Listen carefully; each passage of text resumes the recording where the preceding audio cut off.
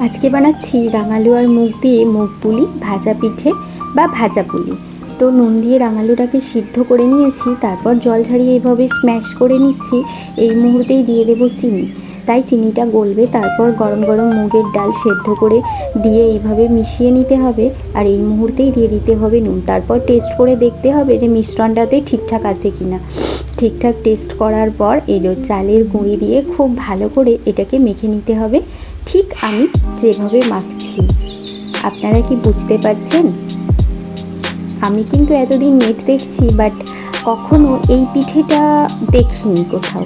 আপনারা কেউ যদি দেখে থাকেন জানাবেন, আর যদি না দেখে থাকেন কিংবা খেয়ে থাকেন অবশ্যই বাড়িতে একবার ট্রাই করে দেখবেন আমাদের এই স্পেশাল মুগ পুলি বা ভাজা পিঠে।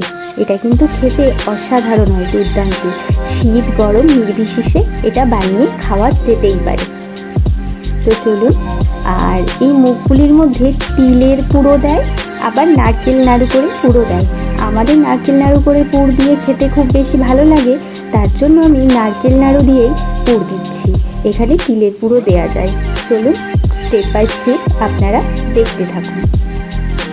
এই পিঠেগুলো এভাবে ডুবো তেলেও ভাজা যায়, আবার তেল ছড়িয়ে অল্প তেলেও ভাজা যায়। কিন্তু এখন তো বুঝতেই পারছেন কীভাবে গরম পড়েছে, আর মাম্মাও শুয়েছিল দুপুরবেলা, তাই আমি এরকম ডুবো তেলে ভেজে নিয়েছি, আর এগুলো হালকা তেলে ভেজেছি।